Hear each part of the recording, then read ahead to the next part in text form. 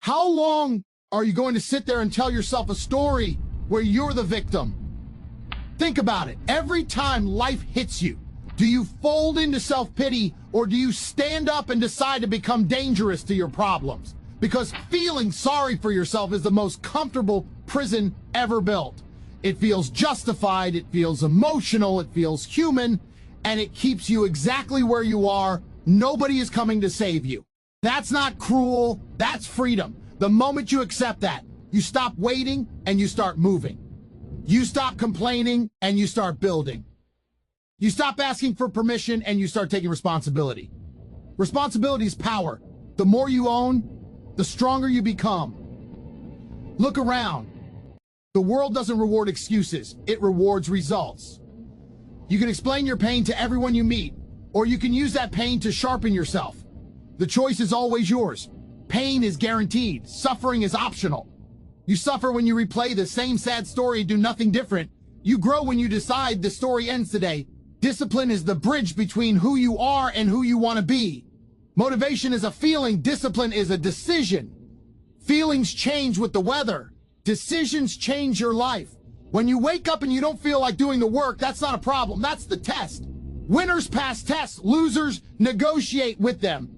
Read books like Atomic Habits, and you'll see how small actions compound. Read Man's Search for Meaning, and you'll understand that meaning is found in responsibility, not comfort. Your daily choices are either stacking wins or stacking regret. There is no neutral. Stop romanticizing your struggle. Stop wearing your trauma like a badge. You don't need sympathy. You need standards. Raise them. Demand more from yourself than the world demands from you. When you do, the world adjusts. Action cures anxiety. Action cures doubt. Action cures self-pity. One workout, 1 hour of focused work, one honest conversation, one day without excuses. Momentum is built by doing the hard thing repeatedly until it becomes normal. Respect yourself first. When you keep promises to yourself, your confidence grows. When your confidence grows, your presence changes. When your presence changes, opportunities show up. That's how it works. Not by wishing, not by waiting, by winning the small battles every single day. So ask yourself again, how long are you going to feel sorry for yourself? Or are you ready to stand up, take ownership, and become the person who doesn't need excuses because they produce results? Decide. Then move. Self-pity is not just an emotion, it's a habit. And like every habit, it either builds you or destroys you. The moment you start feeling sorry for yourself, you hand over your power. You tell your mind that your circumstances are stronger than your will, that your past is louder than your future. Self-pity feels harmless, even justified, but it quietly drains your energy, your time, and your ambition. While you're busy replaying what went wrong, the clock keeps moving, opportunities pass, and stronger people move ahead without you. The dangerous part is that self-pity feels productive. You think you're processing pain, but really you're rehearsing excuses. You keep telling yourself why you couldn't do it, why it wasn't fair, why the odds were against you. And maybe they were. Maybe life really did hit you harder than others. But the world doesn't care how hard you were hit. It only reacts to how hard you hit back. Every minute spent feeling sorry for yourself is a minute not spent improving your position. Self-pity trains your brain to avoid responsibility. Once you adopt the victim mindset, everything becomes someone else's fault. Your parents, your past, your environment, your luck. And as long as it's someone else's fault, there's nothing for you to fix, which means nothing ever changes. Responsibility is heavy, but it's also freedom. The moment you say, "This is on me," you gain control. Control is strength. Look at anyone who wins consistently and you'll notice something simple. They don't waste time feeling sorry for themselves. They acknowledge pain, then they move. They understand that hardship is not a signal to stop, but a signal to adapt. Pain becomes information. Failure becomes feedback. Loss becomes fuel. That shift alone separates average people from unstoppable ones. Self-pity also kills urgency. It convinces you that tomorrow will be different without you doing anything different today. That's a lie. Tomorrow is built by what you do right now. Discipline doesn't care about your mood. Progress doesn't wait for you to feel better. When you act despite discomfort, you break the habit of self-pity and replace it with momentum. Books like Atomic Habits remind us that identity is shaped by repeated actions. Every time you choose action over self-pity, you reinforce the identity of someone who handles pressure. Over time, that identity becomes unshakable. You stop asking, why me? And start asking, what's the next move? That question alone puts you back in control. Self-pity is easy. Anyone can do it. Strength is choosing responsibility when excuses are available. Power is refusing to sit in sadness and instead standing up with intent, knowing that no one owes you anything and that everything you want must be taken through effort, consistency, and relentless forward motion. Responsibility is the fastest path to freedom, even though most people run from it like it's a punishment. They think responsibility means pressure, blame, and weight on their shoulders. But the truth is the opposite.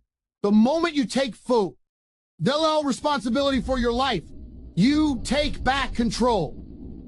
Control over your actions, your reactions, your future. Without responsibility, you are stuck waiting for luck, waiting for permission, waiting for someone else to change things for you. When you refuse responsibility, you also refuse power. If everything is someone else's fault, then everything is also someone else's solution. That makes you weak by default. It keeps you dependent. It keeps you small. Responsibility says, even if it's not my fault, it's still my job. That mindset separates leaders from followers, winners from complainers. Leaders don't ask who caused the problem, they ask what must be done now. Responsibility forces clarity. There is no confusion when you own your outcomes. You stop lying to yourself. You stop hiding behind excuses. You stop pretending that circumstances decide your destiny. Life becomes simple, not easy, but simple. Do the work or accept the result. Train or stay weak. Learn or stay ignorant. Move or stay stuck. That clarity is freedom because it removes noise, drama, and self-deception. Most people fear responsibility because it exposes them. If you fail after taking responsibility, there's nowhere to hide. And that's exactly why it works. Pressure reveals character. Responsibility builds resilience. Each time you carry weight and don't break, you get stronger. You develop confidence that isn't based on opinions or praise, but on proof. You know what you can handle because you've handled it before. Look at people who truly respect themselves. They don't blame traffic, the economy, or bad luck. They adjust. They adapt. They train harder, work longer, think smarter. They understand that life is unfair, but they don't use that as an excuse to be ineffective. They use it as motivation to become capable enough to win anyway. In extreme ownership, the core idea is simple. It's happening under your watch. It's yours to fix. That mindset doesn't limit you, it liberates you.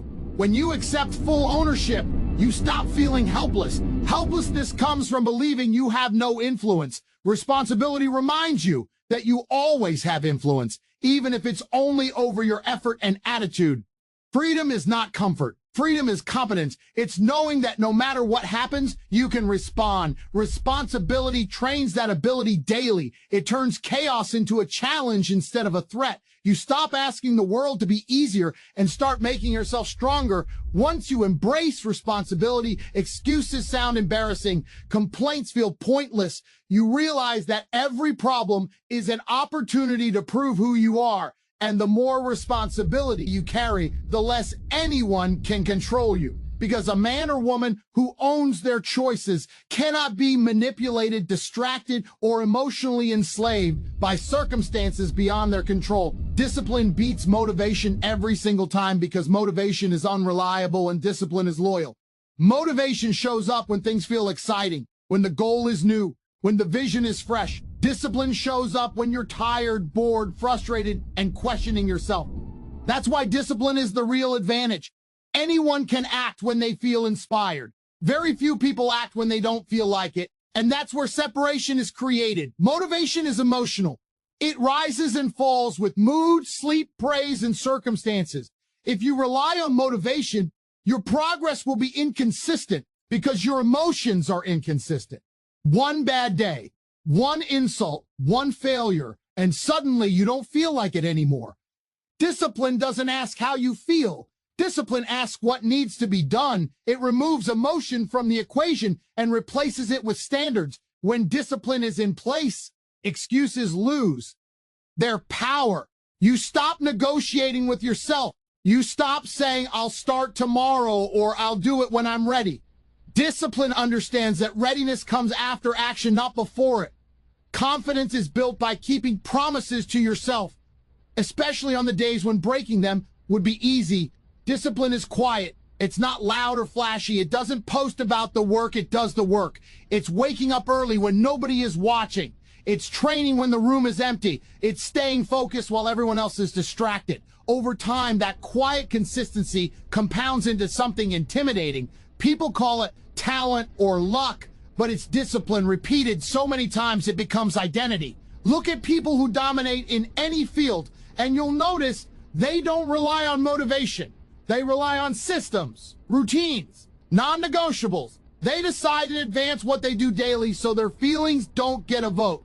That's real control. The less you leave to emotion, the more predictable your success becomes. Discipline also builds self-respect. Every time you do what you said you would do, you prove to yourself that you are reliable. That trust is powerful. Once you trust yourself, fear loses influence. Doubt weakens. You move differently because you know you'll show up no matter what. Motivation asks, how do I feel today? Discipline asks, who am I becoming? One focuses on comfort, the other focuses on character. Comfort keeps you average. Character makes you dangerous. When life gets hard, motivated people look for reasons to stop. Disciplined people look for ways to continue. Books like Atomic Habits explain how success is built through identity-based actions. Discipline is how that identity is formed. You don't become strong by wanting strength. You become strong by training when you'd rather quit. You don't become successful by visualizing success. You become succeed. So, by executing boring fundamentals longer than others are willing to, discipline turns effort into inevitability. Once it's ingrained, progress happens whether you're excited or exhausted, confident or uncertain, winning or struggling. And that's why discipline doesn't just beat motivation, it replaces it, because when discipline becomes who you are, motivation is no longer required. Pain is not your enemy, it is your raw material. Most people treat pain like a stop sign, something that means slow down, retreat, or give up. Strong people treat pain like a signal that something matters, a signal that growth is happening.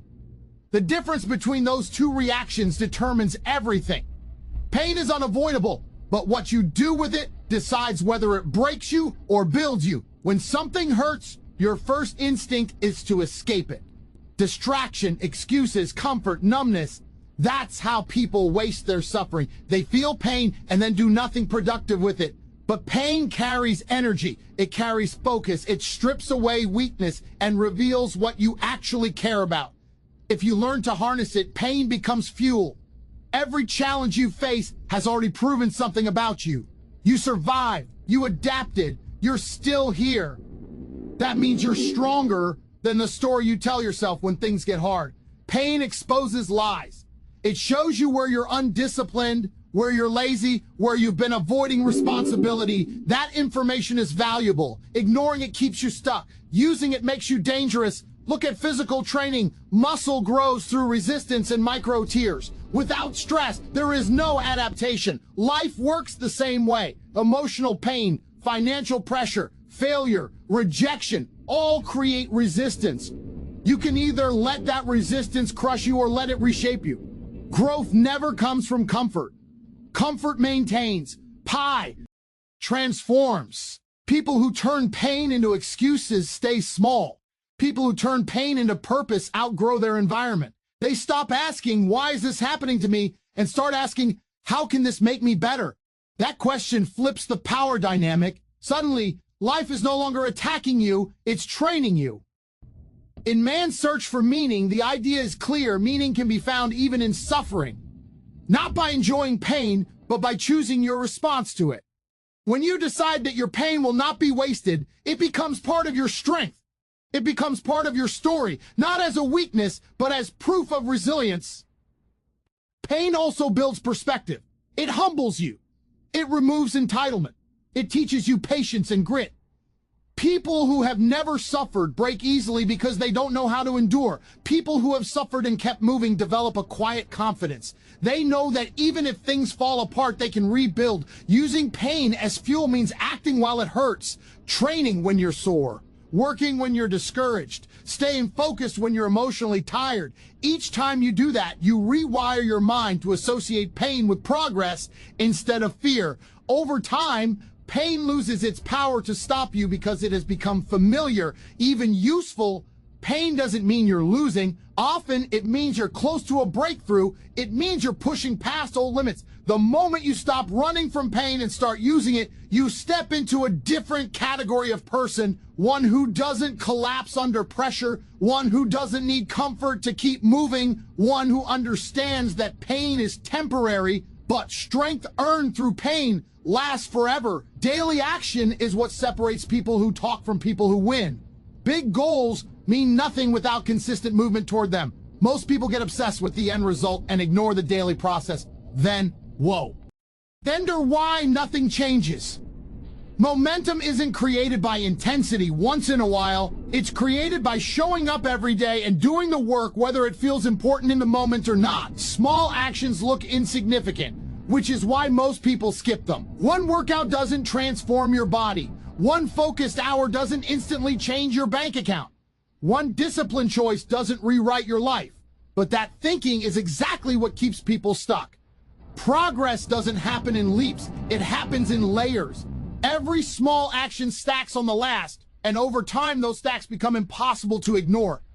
Consistency rewires your identity. When you act daily, even in small ways, you start seeing yourself as someone who follows through. That shift is powerful. Once you believe you are consistent, your behavior aligns with that belief automatically. You stop needing external motivation because your actions are no longer a debate, they're just what you do. Momentum also simplifies decision-making. When you act daily, you don't waste energy asking if today is the right day. You've already decided. The routine carries you forward. This is why disciplined people appear calm under pressure. They're not relying on bursts of effort, they're relying on systems they built over time. Books like The Compound Effect explain how small, smart choices repeated consistently lead to massive results. Compounding works whether you respect it or not. If you waste time daily, that compounds. If you invest effort daily, that compounds too. The direction is set by what you do repeatedly, not by what you intend. Daily action also builds trust with yourself. Each day you take even one step forward, you reinforce the belief that you are moving, not stuck. That belief reduces fear and doubt. It's hard to feel hopeless when you are actively making progress, even slow progress. Action creates clarity. As you move, you learn. As you learn, you adjust. As you adjust, you improve. Waiting for the perfect moment kills momentum. There is no perfect day. There is only today and what you choose to do with it.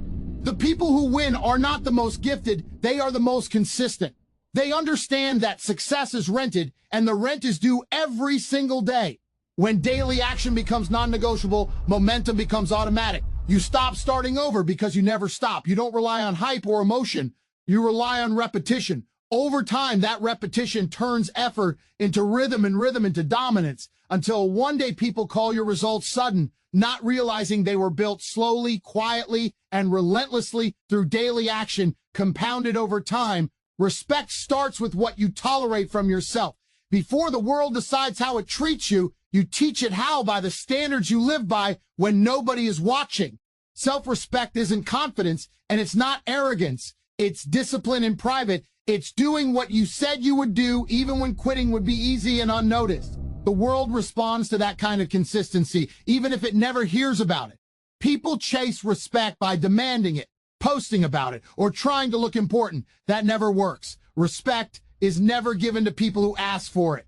It's given to people who don't need approval because they respect themselves first. When you keep promises to yourself, your posture changes. Your voice changes. Your decisions change. You move with certainty, not desperation. Self-respect is built through boundaries. What you say no to matters just as much as what you say yes to. When you tolerate laziness, dishonesty, weakness, or excuses from yourself, you train others to do the same. When you refuse to lower your standards, even when it costs you comfort or popularity, people feel it. You don't have tea? Oh, announce it. Energy communicates louder than words. A lack of self-respect shows up everywhere. You procrastinate. You accept less than you deserve. You stay silent when you should speak. You stay comfortable when you should move. Over time, that behavior teaches your mind that your word doesn't matter. Once your word loses value to you, it loses value to everyone else. Self-respect is earned through action, not affirmations. You don't wake up one day and feel it into existence. You earn it by training when you're tired, working when you're bored, and staying disciplined when nobody is checking.